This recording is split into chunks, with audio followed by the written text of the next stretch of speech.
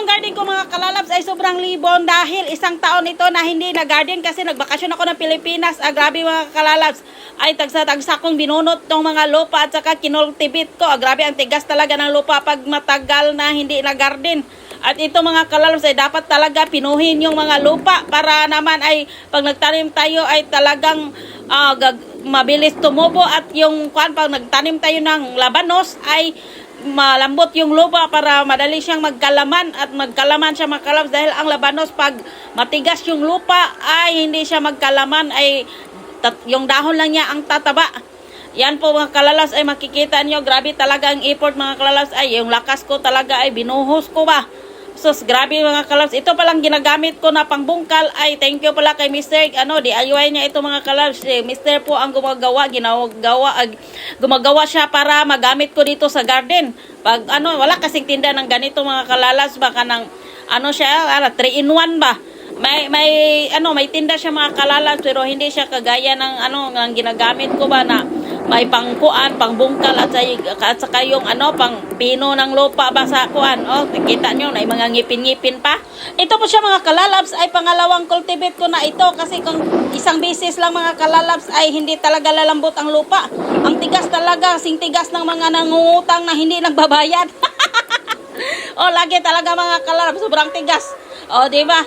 Para hindi na maging matigas mga kalalabs ay 2 beses natin i-cultivate. At itong aking nasa gitna mga kalalabs ay ito kanang patatas, yung tumurok na sa kusinaba tapos nilagay ko, ang bilis lang tumubo. Ay grabe talaga mga kalalabs, kaya yung mga kuan dyan matigas na ay wala ko labot na ng mga tangay, talagang matigas na talaga yung iba, hindi na nagbabayad.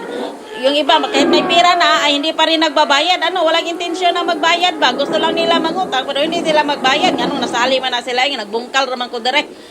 Grabe na, bungkal-bungkal na dari mga kalalabs. Kaya parang tamang katanom tani para makaharvest na ba? Dikta mag-import yun. Dikta harvest, sama na nyo.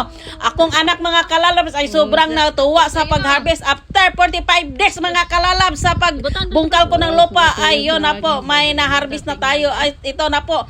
After kuan mga kalalabs, 55 days, ito na po siya kasi na-harvest na natin kuan yung mga labanos. Ay, tumubo na yung mga mais ba? Sinabay ko kasi yung mais at saka labanos.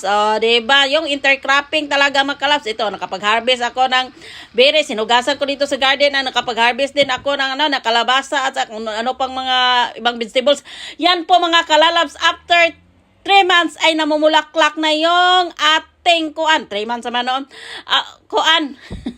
Yung ating kanang big giant nga sunflower, namumulaklak na siya mga kalalabs. Ay grabe talaga. Yung kuan natin, broadbean, nakapag-harvest na tayo mga kalalabs. Ay, grabe mga kalalabs. So itong broadbean po ay kaibang klase ito na beans.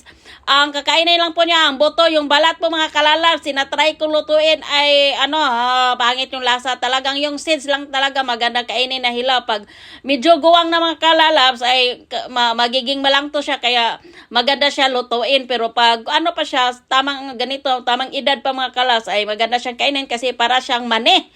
Para siyang mani na hilaw ba? Yung hindi pa nilaga. Hilaw good. Yung mga kalalabs, ito talagang ito nakapag-harvest na tayo ng mais natin after ilang days mga kalalabs, ilang buwan nakapag-harvest tayo. Ito na siya ngayon mga kalalabs. Yung sunflower ay binalot ko kasi kinakain ng ibon ang mga seeds kahit hindi pa siya layak ba. At yung mais natin ay pwede na tayong makapag-harvest. At ang garlic, tingnan yung mga kalalabs, kahit madamo yan ay pwede na tayong makapang-harvest ng ating garlic kasi ready to kuha na siya, bunot ba.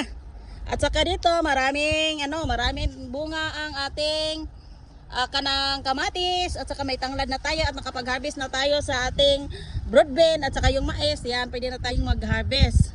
Yan, sipag lang mga kalalabs sa pagtanim. Diba, dati ay nagbungkal pa